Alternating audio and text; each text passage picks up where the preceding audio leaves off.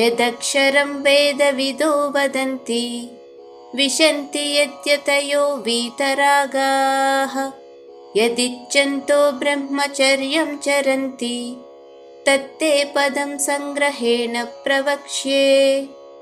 11వ శ్లోకం యొక్క భావాన్ని పరిశీలించినట్లయితే, వేద పండితులు దైవం నాశనం చెందనివాడని చెప్తారు. ఆయనలో ప్రవేశించటానికి మహోన్నత ఋషులు బ్రహ్మచర్యం పాటిస్తూ ప్రాపంచిక భోగాలను త్యజిస్తారు. ఇప్పుడు ఆ లక్ష్యం యొక్క మార్గాన్ని క్లుప్తంగా వివరిస్తాను అర్జున. సర్వద్వారాణి సంయమ్య మనోహృది నిరుధ్య చ మూర్ధ్నాధాయాత్మనః ప్రాణం ఆస్థితో యోగధారణాం. 12వ శ్లోకం యొక్క భావాన్ని పరిశీలించినట్లయితే, శరీరం యొక్క అన్ని ద్వారములను నియంత్రించి మనస్సు హృదయస్థానము యందే నిలిపి ప్రాణాలను తలస్థానంలోకి కేంద్రీకృతం చేసి వ్యక్తి ఏకాగ్రతతో యోగధ్యానంలో స్థితుడై ఉండవలెను అర్జున. ఓమిత్యేకాక్షరం బ్రహ్మ వ్యాహరన్ మామనుస్మరన్ యః ప్రయాతి త్యజన్ దేహం సయాతి పరమాం గతిం. 13వ శ్లోకం యొక్క భావాన్ని పరిశీలించినట్లయితే, పరమేశ్వరుడైన నన్ను స్మరిస్తూ ఓంకారమును జపిస్తూ శరీరం నుండి వెళ్ళిపోయిన వ్యక్తి పరమగతి పొందుతాడు అర్జున. అనన్యచేతః సతతం యో మాం స్మరతి నిత్యశః తస్యాహం సులభః పార్థ నిత్యయుక్తస్య యోగినః. 14వ శ్లోకం యొక్క భావాన్ని పరిశీలించినట్లయితే, ఓ అర్జున, అనన్య చిత్తముతో నన్నే సదా స్మరిస్తూ ఉండే యోగులకు నేను సులభంగానే దొరుకుతాను అర్జున.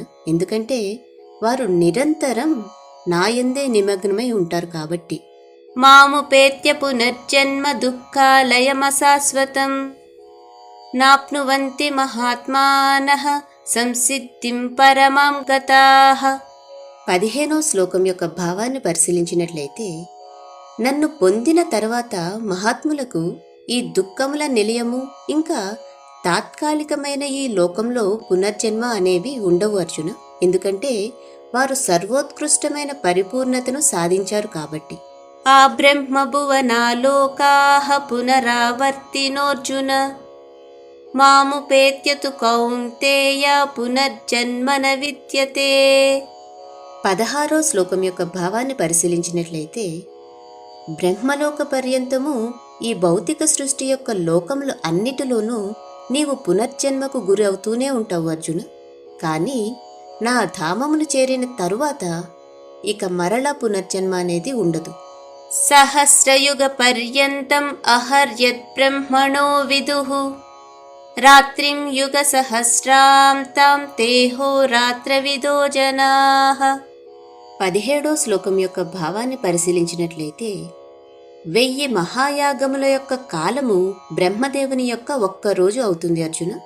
ఇంకా ఆయన ఒక్క రాత్రి కూడా అంతే సమయం ఉంటుంది. దీనిని అర్థం చేసుకున్న వివేకవంతులు అసలు పగలు మరియు రాత్రి యొక్క యథార్థాన్ని అర్థం చేసుకున్నట్టే అర్జున. అవ్యక్తాద్వ్యక్తయః సర్వాః ప్రభవంత్యహరాగమే రాత్యాగమే ప్రళీయంతే తత్రైవావ్యక్త సంజ్ఞకే. 18వ శ్లోకం యొక్క భావాన్ని పరిశీలించినట్లయితే, బ్రహ్మ యొక్క పగలు ప్రారంభం కాగానే సమస్త ప్రాణులు అవ్యక్త మూలం నుండి ఉద్భవిస్తాయి అర్జున. ఇంకా ఆయన రాత్రి మొదలైనంతనే అన్ని జీవాత్మలు తమ అవ్యక్త రూపంలోకి లీనమైపోతాయి కూడా. భూతాగ్రామస్స ఏవాయం భూత్వా భూత్వా ప్రళీయతే రాత్ర్యాగమే వసః పార్థ ప్రభవత్యహరాగమే.